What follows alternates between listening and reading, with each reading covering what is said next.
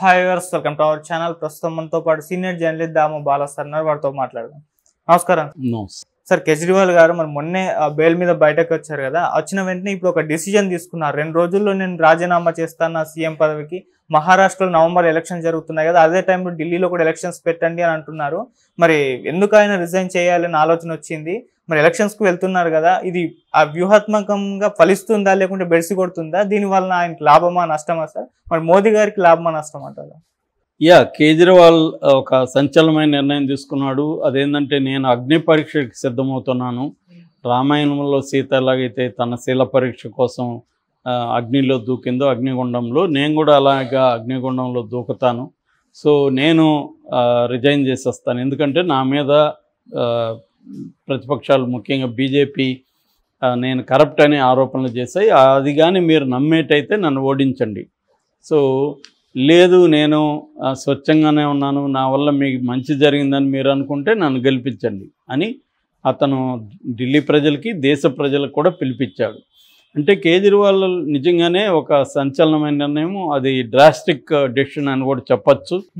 ఎందుకు ఈ నిర్ణయం తీసుకున్నాడు అంటే దీనికి అనేక కారణాలు ఉన్నాయి. ఒకటి, తన మీద వచ్చిన అలిగేషన్స్ని ఎదుర్కోవాలంటే తాను సీఎంగా ఉంటే బీజేపీ వాళ్ళు ఏం ప్రచారం చేస్తారంటే, కేజ్రీవాల్ మీద కేసులు వచ్చినప్పుడు ఆయన మోరల్ రెస్పాన్సిబిలిటీ తీసుకొని రిజైన్ చేయాలి. జైల్లో ఉన్నా కూడా 5.5 నెలలు జైల్లో ఉన్నా కూడా ఆయన సీఎం పదవిని అంటిపెట్టుకొని ఉన్నాడు. అతనికి అధికార దాహం ఉంది, పదవి వ్యామోహం ఉంది.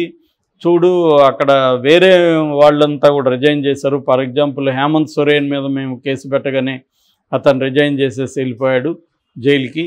సో ఈయన మాత్రం రిజైన్ చేయకుండా జైలు నుంచి కూడా పరిపాలించడానికి ట్రై చేశాడు. రహస్యంగా లీకులు చేయడం ఇవన్నీ చేశాడు. సో అని పదవి వ్యామోహం ఉందనేది ప్రచారం తీసుకొచ్చారు. దాన్ని బ్రేక్ చేయాలనుకుంటే, నాకు పదవి వ్యామోహం లేదు, నాకు ప్రజలకు సేవ చేయడమే ముఖ్యం తప్ప సీఎం పదవి అనేది నాకు పూచిక, అంటే వాళ్ళ పొరక, వాళ్ళది సింబల్ కదా, అలా పూచిక పొలతో సమానం. కాబట్టి మీరు ఇవ్వండి తీర్పు. నాకు వీళ్ళెవరు చెప్పడానికి, నేను అవినీతి చేశానా లేదనేది మీరు తీర్పు ఇవ్వండి. వాళ్ళు చెప్పేది ఆరోపణలే. నాకు ఆల్రెడీ సుప్రీంకోర్టు క్లీన్ చిట్ ఇచ్చింది కాబట్టి మీరు చెప్పండి. అందుకని మీ దగ్గరికి వస్తున్నాను. వీధి తిరుగుతాను, గల్లీ తిరుగుతాను, ఇల్లు తిరుగుతాను. నాకు మీరే వెర్డిక్ట్ ఇవ్వండి అనేది వెళ్ళడం. అందువల్ల ఏమవుతుందంటే, బీజేపీ దగ్గర ఉన్న ఆయుధాన్ని పనిచేయనీయకుండా ఒక ఎత్తుగడ చేయడం. రెండవది, ఇప్పుడు ఒకవేళ ఆయన సీఎంగా ఉన్నా కోర్టు తీర్పు కన్ఫ్యూజింగ్గా చాలామందికి ఉంది ఇప్పటికీ. అదేంటంటే, ఈయన సీఎం ఆఫీస్కి వెళ్ళకూడదు, సెక్రటేరియట్ వెళ్ళకూడదు, ఫైల్స్ మీద సైన్ చేయకూడదు, ఇవన్నీ అంటున్నారు. ఒకవేళ ఆ అర్థం తీసుకొని లెఫ్టినెంట్గా, అక్కడ ఏంటంటే ఢిల్లీలో మిగతా రాష్ట్రాల్లాగా కాదు, అది కంప్లీట్గా రాష్ట్ర అధికారాలు లేవు, కేంద్రం అధికారాలే ప్రధానంగా ఉంటాయి. పోలీసు వ్యవస్థ కావచ్చు, ఈ మధ్య అధికారులకు సంబంధించి కావచ్చు, సెక్యూరిటీ కావచ్చు, ఇటువంటి విషయాల్లో ఢిల్లీలో ల్యాండ్ విషయం కావచ్చు, ఇలాంటి విషయాల్లో కేంద్రానికి అధికారులు ఉంటాయి. కేంద్రం తరపున లెఫ్టినెంట్ గవర్నర్కి అధికారాలు ఉంటాయి. సో ఇప్పుడు రేపొద్దున ఈయన పని చేయనీయకుండా లెఫ్టినెంట్ గవర్నర్ చూసుకుంటారు, అది ఘర్షణ అవుతుంది. ఈయన సరిగా పనిచేయకపోతే ఢిల్లీ ప్రజలకి సంబంధించి అనేక విషయాలు, నిర్ణయాలు తీసుకోకపోతే ప్రజల్లో వ్యతిరేకత వస్తుంది.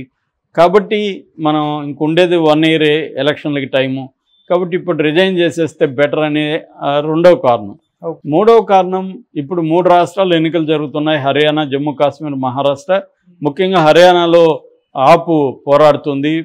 అక్కడ కాంగ్రెస్ కూడా దానికి ప్రత్యర్థిగా ఉంది.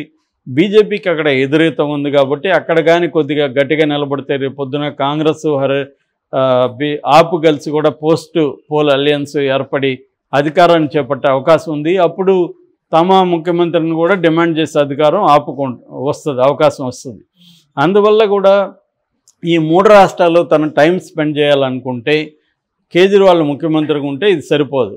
అది కూడా అంటున్నారు, అది కూడా అంటారు రేపొద్దున. చూడు, కేజ్రీవాల్ వచ్చాడు ముఖ్యమంత్రిగా, ఢిల్లీ ప్రజలకి చేయాల్సిన పనులు ఆపేసి ఆయన వేరే రాష్ట్రాల్లో తిరుగుతున్నాడు అన్న విమర్శ కూడా వస్తుంది.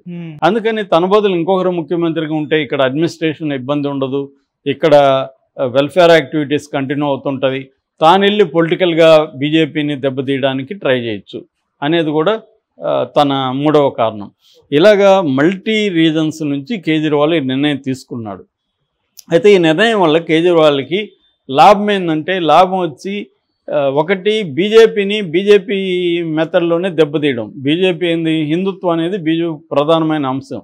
అదే సింబాలిక్గా ఈయన కూడా నేను కూడా రామాయణంలో సీతలాగా అగ్ని పరీక్షకి సిద్ధమవుతున్నానని చెప్పడం ద్వారా మోడీని దెబ్బకొట్టడానికి ఈయన ట్రై చేయడం.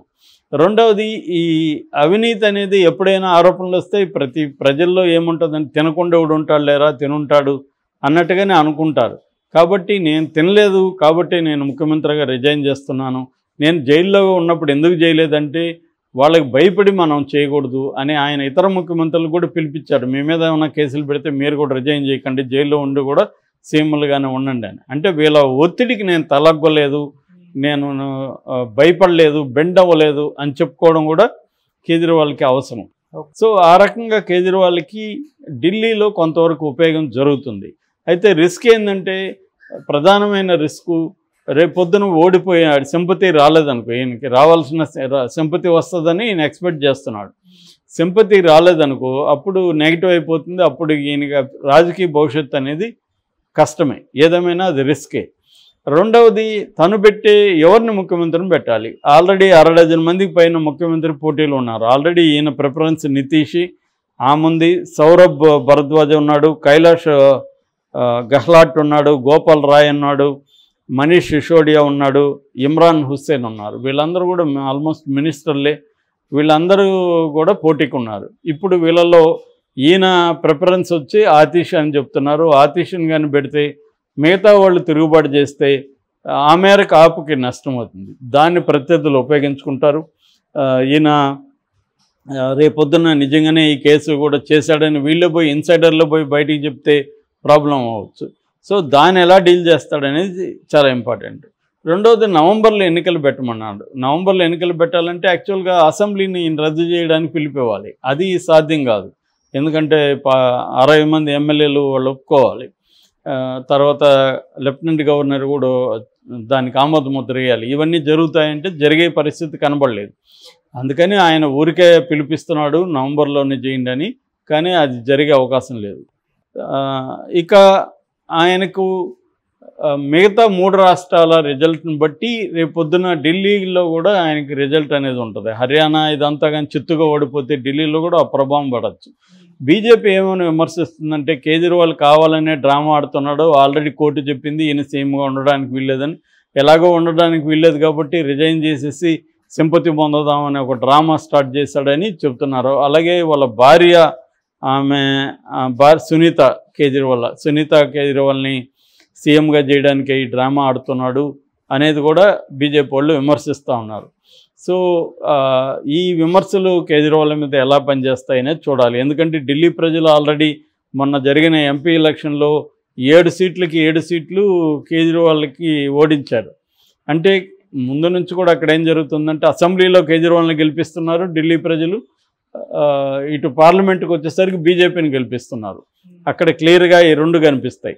మరి నెక్స్ట్ కూడా ఇదే జరుగుతుందా, కేజ్రీవాల్కి నెక్స్ట్ ఇయర్ జరిగే ఎన్నికల్లో ఫలితం ఎలా ఉంటుంది అనేది చూడాలి. ఏదేమైనా కేజ్రీవాల్ ఒక అసాధారణమైన నిర్ణయాన్ని తీసుకున్నాడని చెప్పచ్చు ఇప్పుడున్న పాలిటిక్స్లో భాగంగా.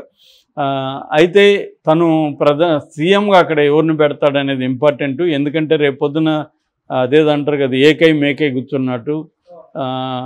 అది జయలలితకి జరిగింది, తర్వాత మాంజీ జరిగింది. మొన్న జార్ఖండ్లో మాంజీని పెట్టేసి వెళ్తే ఆయన హేమంత్ సోరెన్ వచ్చేసరికి తనకి అసంతృప్తి వచ్చింది, తన పదవిని కోల్పోవడానికి. అందుకని వెళ్ళి బీజేపీలో చేరాడు ఆయన. సో అట్లాగే నితీష్ కుమార్కి ఇబ్బంది అయింది. ఇలాగా వేరే వాళ్ళని పెడితే సీఎంలుగా వాళ్ళు ఒక నాటుకుపోతారు. రేపొద్దున ఈయన వచ్చి నువ్వుగా సీఎం నేనంటే వాళ్ళకి బాధేస్తుంది. అలాంటి ఇబ్బందులు కూడా వచ్చే అవకాశం ఉంది. అందుకని మరి దీన్ని ఎలా డీల్ చేస్తాడు కేజ్రీవాల్ అనేది వెరీ ఇంపార్టెంట్. ఎప్పుడైనా కూడా రాజకీయాల్లో ఇంటర్నల్ ఆస్పెక్ట్స్ ఎక్స్టర్నల్ ఆస్పెక్ట్ రెండు ఉంటాయి. ఎక్స్టర్నల్ ఆస్పెక్ట్స్ని ఇంటర్నల్గా ఒక వ్యక్తి ఎలా డీల్ చేస్తాడు అనేది ఇంపార్టెంట్. ఒక్కోసారి తను డీల్ చేయలేని పరిస్థితి కూడా వెళ్ళిపోతుంది. మన కేసీఆర్ పరిస్థితి అదే. ఎక్స్టర్నల్ ఫ్యాక్టర్స్ని అతను ముందుగా అంచనా వేయడంలో ఫెయిల్ అయ్యాడు. ఇప్పుడు ఎక్స్టర్నల్ ఫ్యాక్టర్స్ని డీల్ చేయడంలో అతని వల్ల కావట్లేదు. సో ఒకప్పుడు కేసీఆర్ బ్రహ్మాండంగా డీల్ చేసిన వ్యక్తి, కానీ ఎక్స్టర్నల్ ఫ్యాక్టర్స్ మరీ నీకు అతి దారుణంగా వ్యతిరేకంగా ఉన్నప్పుడు అవి డీల్ చేయడం కష్టం అవుతుంది.